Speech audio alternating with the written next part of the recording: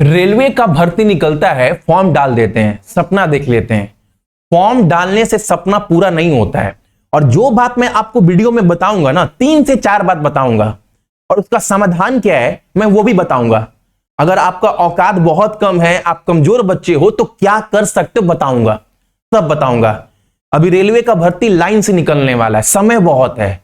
अगर समय बहुत है तो समय का इस्तेमाल सही तरीके से करना है, वो बताऊंगा मैं आप सभी को वीडियो में। सच्चाई, हकीकत, जो आप गलती कर रहे हैं उस 2-3 बात को अच्छे से समझना बाबू। सबसे पहला बात यह है कि ना, फॉर्म निकलता है, भर्ती निकला, फॉर्म डाल दिए, सपना देख लिए। सपना देखने से पूरा नहीं होता है। सपना तो बहुत लोग देख रहा है। सपना पता है किन का पूरा होता है? 24 घंटा अमीर को, गरीब को, आपको, हमको, सबको मिलता है। इस 24 घंटे का इस्तेमाल, इस 24 घंटे से लड़ाई जो अच्छे से करता है, जो किताबों से अच्छे से कर रहा है 24 घंटे लड़ाई, उसका रिजल्ट निकलेगा। और 1 दिन, 2 दिन, 3 दिन पढ़ने से नहीं रिजल्ट निकलता है। आपको 3-4 महीना सही तरीके से, सही रणनीति से, स्मार्ट स्ट्रैटेजी से 3-4 महीना पढ़ना पड़ेगा। तब जाकर जो आप एक एक पल संघर्ष किए हैं ना, इस 3-4 महीना, वो एक एक पल मिलकर आपको एक काबिल इंसान बनाता है, एग्जाम निकालने लायक बनाता है। तो सबसे पहला बात याद रखना, 3-4 महीना आपको अच्छे से पढ़ना है। अच्छे से का मतलब यह भी नहीं कि पूरा मैथ सिलेबस पढ़ लिए भैया, आप कितना पढ़ लिए, हमसे नहीं हो रहा है, मैथ डर, ये सब नहीं करना है। ऐसे बच्चे ना सारा जिंदगी किताब ही पलटते रह जाते हैं, ये भी नहीं करना है। ठीक, तो स्मार्ट तरीके से पढ़ना है। वो स्मार्ट तरीका क्या होता है मैं आपको समझा रहा हूं, समझना। सबसे बड़ा दिक्कत पता है, दूसरी बात क्या बता रहा हूं, आज के डेट में ना छात्र से ज्यादा टीचर हो गया मार्केट में। टीचर, छात्र कम हो गए, पढ़ाने वाले ज्यादा हो गए। और सबसे बड़ा पता है क्या है? टीचर को पता है, जैसे छात्र को पता होता है कि उसकी कमजोरी क्या होता है, वो छात्र भी कहीं ना कहीं जाकर टीचर बन रहा है। तो उसको एहसास है कि मार्केट में बच्चे जो तैयारी कर रहे हैं वो किस चीज से ज्यादा डरे हुए हैं। सबसे अधिक बात करें ना, बच्चों को मैथ से डर लगता है।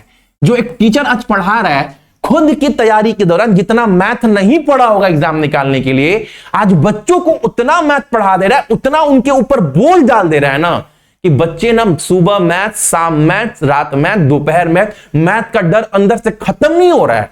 वो उसके बोझ के तले दबते चला जा रहा है, कॉपी भरते चला जा रहा है और बच्चा का कॉन्फिडेंस गिरते चला जा रहा है। हकीकत बता रहा हूं आपको बाबू। मैथ के सिलेबस को देखकर आपको यह नहीं सोचना है कि हमको पूरा मैथ पढ़ना पड़ेगा, मेरा मैथ तो कमजोर है, अब इसके बोझ के तले दब गए।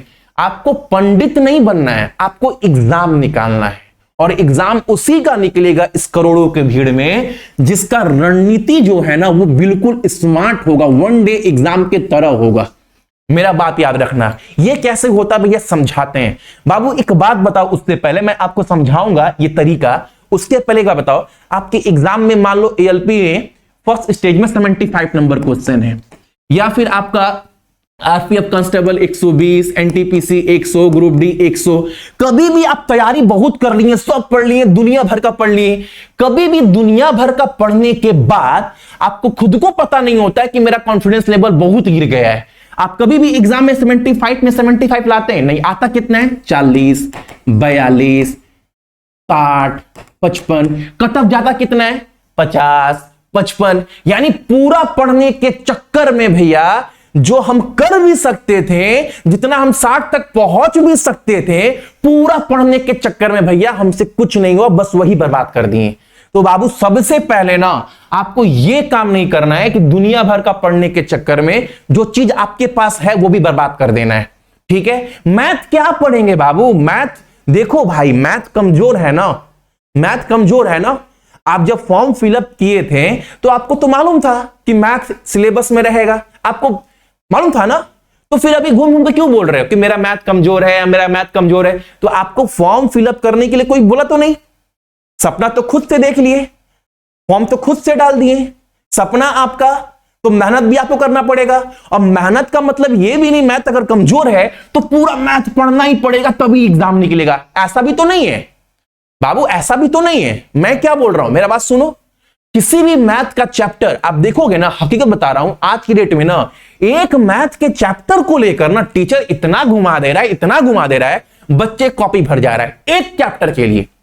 जबकि हकीकत यह है, किसी भी टीचर को सामने खड़ा कर दो, मैं हकीकत बोल रहा हूं, किसी भी मैथ के चैप्टर को ना, किसी भी चैप्टर का, मैथ का कोई भी चैप्टर हो, उसका 40 से 42 सवाल ही ऐसा है जिसको आप अच्छे से कर लो ना, तो प्रीवियस ईयर क्वेश्चन हो या फिर आपका कोई भी पेपर का क्वेश्चन हो, उस चैप्टर का सवाल आपका बन जाएगा।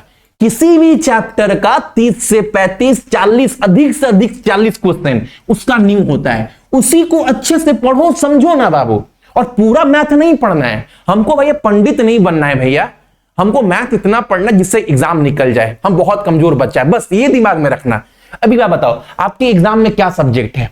रीजनिंग, मैथ, जीके, जीएस है, ठीक। सबसे बड़ा हथियार, सबसे फेवरेट सब्जेक्ट एक बच्चे का क्या होता है? किसी से पूछो जो तैयारी कर रहा है एसएससी रेलवे का, वो बोलेगा, सब बच्चा बोलता है, वो बच्चा बोलेगा भैया सबसे आसानी ये लगता है हमको रीजनिंग। उसका हथियार है ये, जो उसका मजबूत पक्ष है वो खुद से उसको कमजोर कर रहा है, उस पर ध्यान नहीं दे रहा है, सोचता है ये तो हो जाता है, हो जाता है। बाबू हो जाता है, आप अपने मजबूत पक्ष पर थोड़ा सा काम कर दोगे ना बाबू। मान लो अगर ये 25 क्वेश्चन भी है और 20, 17, 18, 19 नंबर सबका उठ रहा है, आपका भी उठ रहा है बिना मेहनत कर, इसीलिए आपको लग रहा है ये तो अच्छा है, अच्छा है, बिना मेहनत का 18 नंबर उठ जा रहा है। लेकिन आपका जो मजबूत पक्ष है उस पर थोड़ा बहुत सा मेहनत कर दोगे ना, थोड़ा बहुत मेहनत कर दोगे ना, तो ये नंबर पता है कहां चल जाएगा? थोड़ा बहुत जो आपका मजबूत पक्ष है उस पर थोड़ा तो मेहनत करो बाबू, उस पर मेहनत कर दोगे ना,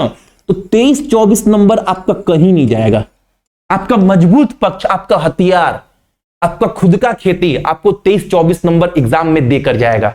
अब सोचो मेरे पास मैथ, जीके, जीएस है, मैथ के लिए क्या करें? दुनिया भर का चैप्टर है, दुनिया भर का चैप्टर है, ज्यामिति है, अर्थमेटिक है, मेंसुरेशन है, नंबर सिस्टम है, सब नहीं पढ़ेंगे हम, सब नहीं पढ़ेंगे।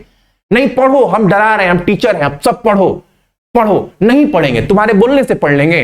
पिछले 5-10 साल का पेपर उठाकर देखो, रेलवे का इतिहास उठाकर देखो, 10 से 12 चैप्टर ही ऐसा है जिसको अगर ढंग से पढ़ लिया जाए, और वो चैप्टर ऐसा है जो समझ में भैया थोड़ा बहुत तो आता है, थोड़ा सा मेहनत करे तो वो हो जाएगा। तो 10-12 चैप्टर जिसको अच्छे से पढ़ लेना, तो 18 से 20 नंबर यही देकर चल जाएगा 25 में। हम पूरा मैथ क्यों करेंगे? हमको 75-75 नहीं लाना है, 100 में 100 नहीं लाना है, हमको 25 में अगर 10-12 चैप्टर मिला जो है उसको ही अच्छे से पढ़ ले। अच्छे से मतलब एक चैप्टर को अच्छे से पढ़ो। अब मेहनत भी कम कर दिए और उस चैप्टर को अच्छे से पढ़े भी नहीं। ये भी नहीं कि एक टीचर आया यूट्यूब में 10 क्वेश्चन बताया चैप्टर से हो गया, वैसे नहीं हुआ। उस चैप्टर को एकदम अच्छे से पढ़ो। अगर 10-12 चैप्टर को ही चुने हो तो उस चैप्टर को इतने अच्छे से पढ़ो कि भैया वो चैप्टर से सवाल आएगा तो बाहर नहीं बनेगा।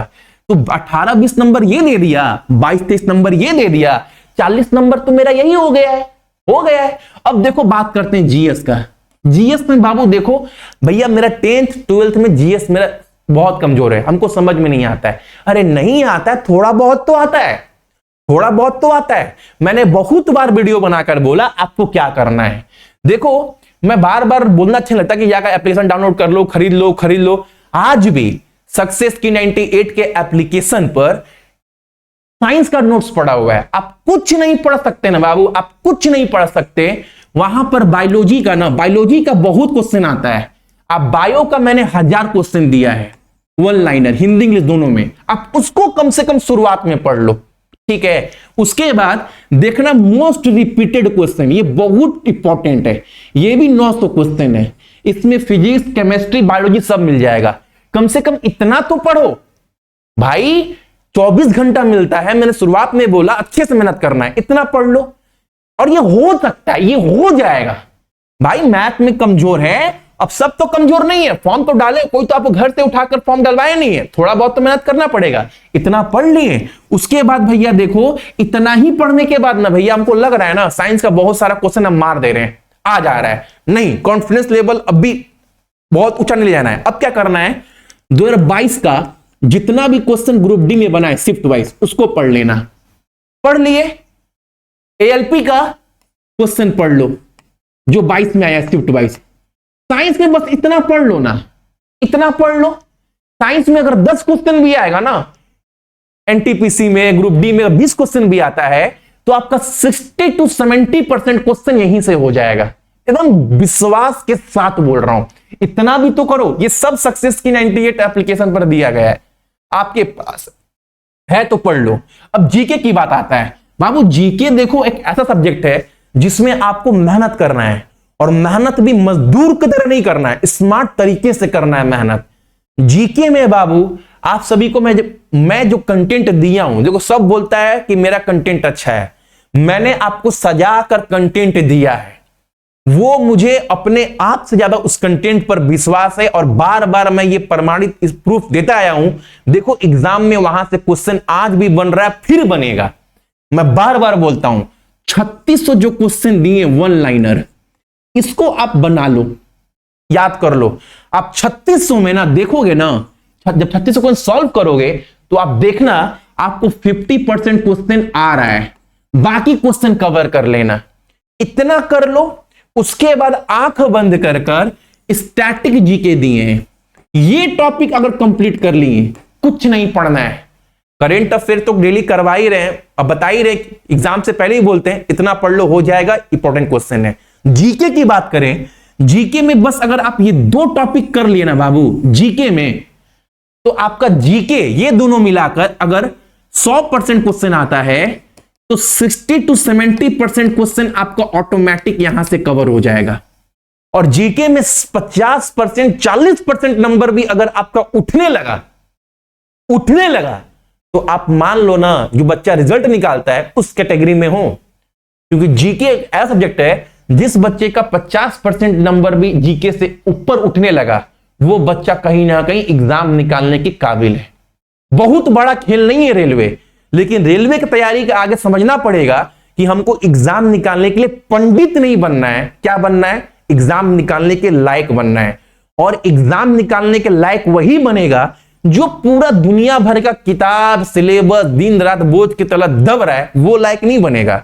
अपने क्षमता, मेरा क्षमता क्या है, मेरा औकात क्या है, पहले उसको पहचानो। अपने क्षमते के अनुसार हम कितना कर सकते हैं, कहां तक पहुंच सकते हैं। अगर यहां तक पहुंच सकते हैं इस तरीका से, इस स्ट्रैटेजी से, तो वहां तक पहुंचने के बाद रिजल्ट हो सकता है। तो बस आंख बंद कर कर अपने रणनीति पर काम करो। दुनिया भर का पढ़ाई कर कर बाबू आप एक टीचर बन सकते हो एक समय आने के बाद, ठीक है, लेकिन रिजल्ट नहीं निकल सकता है आप सभी का। ये मेरी बात समझना, जो मैंने वीडियो में आपको बहुत सटीक तरीके से आज बताया है क्या करना है।